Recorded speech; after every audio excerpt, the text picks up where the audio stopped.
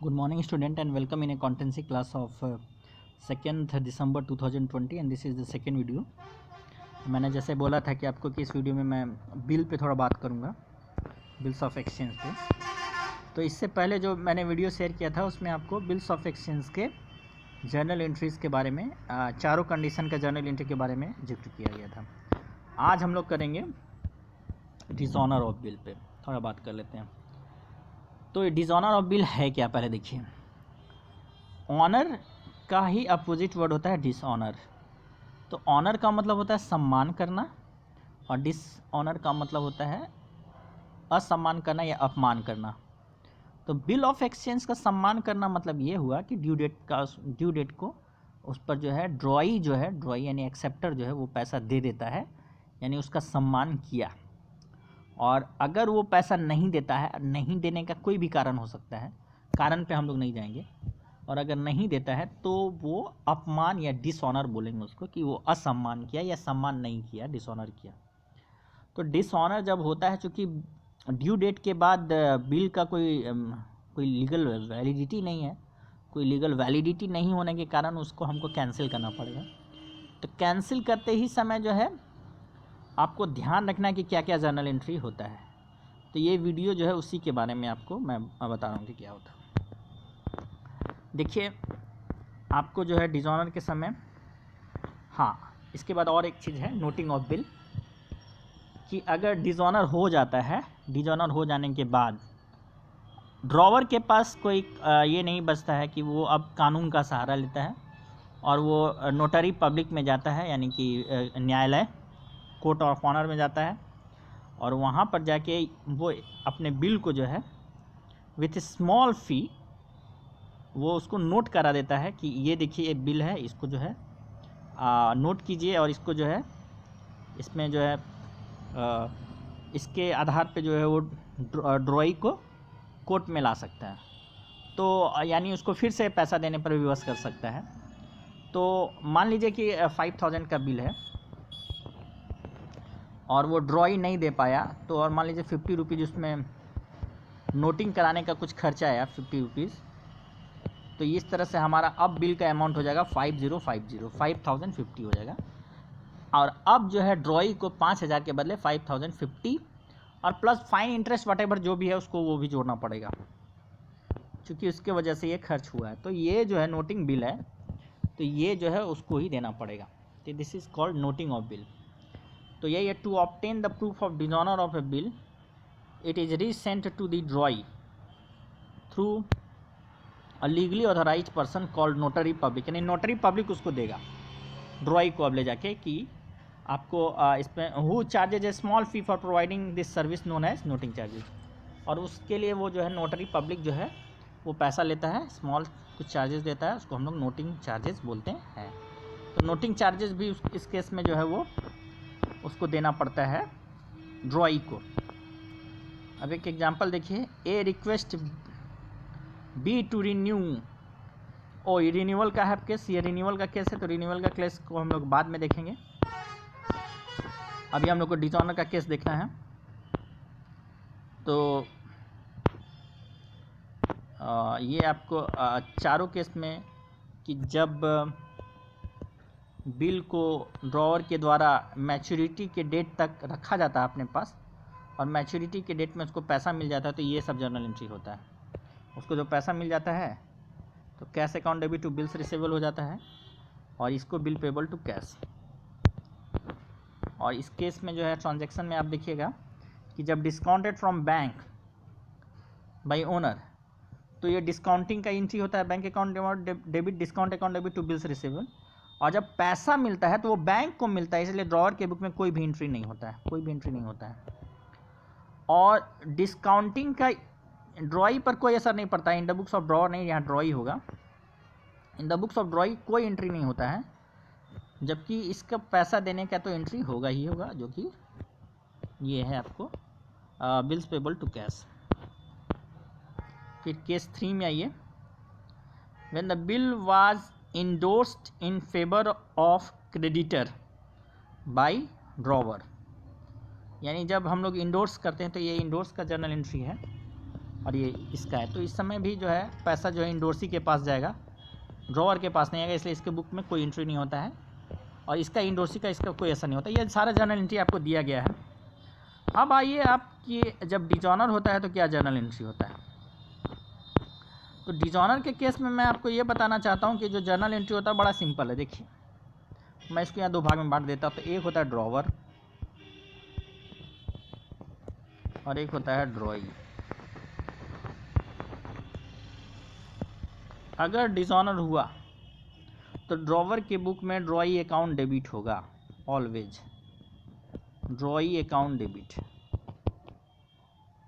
ये ड्रॉई। और to, bill जिसके पास है उसको लिख दीजिए, जिसके पास है, यानी ड्रॉवर को ये पैसा देने वाला और ये पैसा लेने वाला है, बस यही समझ के आपको करना है। देने वाला डेबिट और लेने वाला क्रेडिट होता है ड्रॉवर के बुक में। तो बिल जब भी डिजॉनर होगा तो ड्रॉवर का जो ड्रॉवर का अकाउंट है वो डेबिट होगा। और अगर नोटिंग चार्जेस पे किया है तो नोटिंग चार्जेस भी डेबिट हो जाएगा, दोनों डेबिट हो जाएगा। यानी ड्रॉई को जो है अब जो है दोबारा पैसा देना पड़ेगा, नोटिंग चार्जेस का भी पैसा देना पड़ेगा, सॉरी। तो यहाँ पे ड्रॉई का अकाउंट डेबिट हुआ। ड्रॉई के अकाउंट का डेबिट होने के साथ क्रेडिट जिसके पास बिल है। अगर बिल मेरे पास है, मैंने अपने पास रखा है, तो बिल्स रिसीवेबल हो जाएगा, क्रेडिट। अगर बैंक से डिस्काउंट करा लिया है तो ये नहीं होगा, लिखेंगे टू बैंक अकाउंट, नहीं बैंक लेगा आपका पैसा। अगर बैंक के पास भी बिल नहीं है ना, आपके पास है और आपने किसी को इंडोर्स कर दिया तो इंडोर्सी के पास हो जाएगा, इंडोर्सी का नाम आप लिख दीजिएगा। और अगर तीनों नहीं है, चौथा कंडीशन है, तो जर्नल एंट्री होगा drawee's account debit to bill send for collection account. तो इस तरह से ड्रॉवर के बुक में एंट्री होता है। और ड्रॉई के बुक में क्या एंट्री होता है, ऑलवेज एक ही एंट्री होता है, that is bill payable debit to drawers account, drawers DRAWERS drawers account, एक ही एंट्री होता है।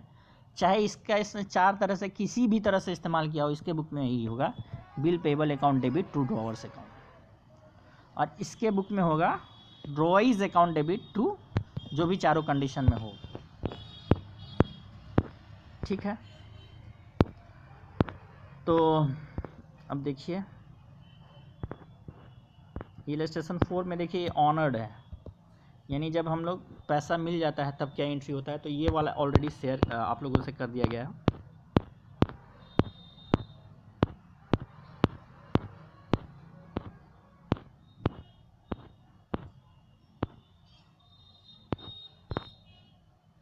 अब आइए, when bill is dishonoured on the date of maturity, यानी कि जब डिसऑनर होता है तो ये देखिए ये जर्नल एंट्री आपको दिया हुआ है। ये जर्नल एंट्री आप देखते जाइएगा। हम लोग सीधे के एग्जांपल में प्रवेश करेंगे अभी। आपको देखिए ये एक अच्छा क्वेश्चन है समझने के लिए हमारा, कि A sold goods to B on 1 April 2019 for ₹20,000 on credit and due upon him a bill. यानी ए ने बी को सामान बेचा 1 अप्रैल 2019 को 20,000 रुपये का, और वो भी क्रेडिट पर बेचा। तो क्रेडिट पर बेचा और एक बिल लिखा, due upon him a bill for the same amount, और सेम अमाउंट के लिए बिल लिखा, और यानी 20,000 रुपये के लिए बिल लिखा और 3 महीने के लिए लिखा, यानी 3 महीने के बाद उसको देना पड़ेगा। तो अब पहले समझ लीजिए कि इसका ड्यू डेट कैसे निकालेंगे। 1 अप्रैल में 3 महीना अगर हम लोग जोड़ेंगे तो अप्रैल के बाद मई जून जुलाई, यानी 1 जुलाई आ जाएगा। और 1 जुलाई में हम 3 दिन ग्रेस का भी जोड़ लेते हैं, यानी 4 जुलाई को ड्यू डेट होगा। इसके बारे में भी मैंने एक वीडियो में आपको शेयर किया है, 4 जुलाई को इसका जो है ड्यू डेट होगा। अब बी एक्सेप्टेड द बिल, यानी बी ने स्वीकार करके इसको वापस कर दिया ए को, और ड्यू डेट को जो है बिल डिजॉनर हो गया, यानी कि बी पैसा नहीं दिया है। और आपको ये चारों केस में, केस 1, केस 2, केस 3, केस 4 में बोलता है कि आपको जर्नल एंट्री करना है। और सारे केस में जो है नोटिंग का पैसा जो है 50 रुपया है, वो भी आपको ऐड करना है।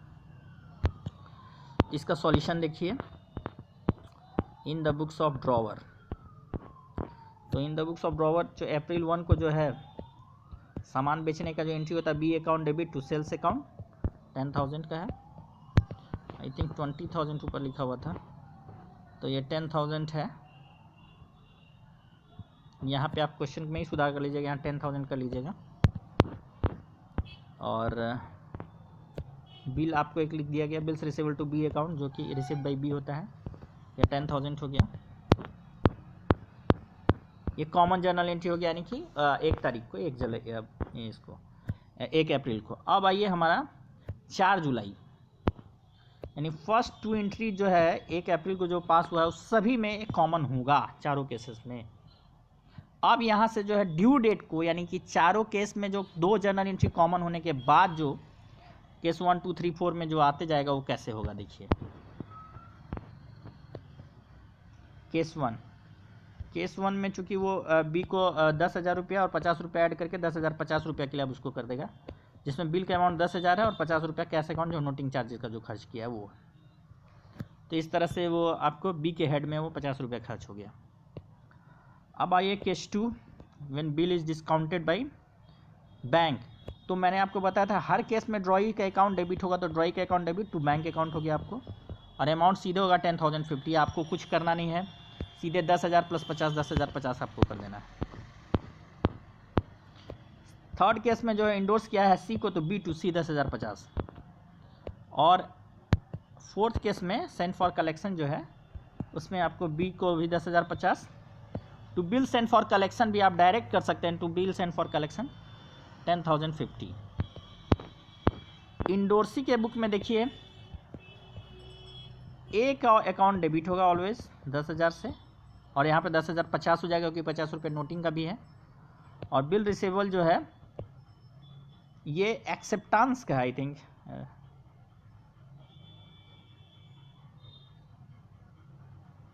सॉरी ये इंडोर्सी के बुक में, इन द बुक्स ऑफ सी में, सॉरी ये इंडोर्सी के बुक में है, यानी जो इंडोर्स किया उसके बुक में है। वो ए को डेटर बनाया है और बिल्स रिसीवेबल इसके यहाँ से चला गया और कैश चला गया 50 रुपया, ये भी ठीक है।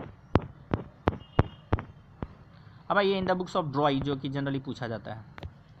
तो ये परचेज अकाउंट किया है, ए से ख़रीदा है, फिर एक एक्सेप्ट किया है बिल एक्सेप्ट करने का जनरल एंट्री है। और जुलाई 4 को जो नहीं दिया वो चारों कंडीशन में इसका जो है एक ही एंट्री होगा, and that will is bill payable account debit to cash account and noting charges 50 rupees से ये डेबिट हो जाएगा, दैट्स इट। तो ये चीज़ें आपको याद रखना है, क्वेश्चन पूछ सकता है कि नोटिंग चार्जेस का क्या जर्नल एंट्री होता है in the books of drawer and और in the books of drawee, तो आपको इस तरह से इसका जवाब देना है, ठीक है। रिन्यूअल ऑफ बिल ये सब की चर्चा हम लोग बाद में करेंगे। अब इस तरह से हम लोग इसको भी हम लोग फिनिश करते हैं। Thank you so much. और ये वाला इसका पूरा PDF फाइल मैं आप लोगों से शेयर कर दूंगा ताकि आप इसको देख सकें और रिमेंबर करने में आपको आसानी होगी। ऐसे NCERT बुक में भी बहुत अच्छा से दिया हुआ है। Okay, thank you so much.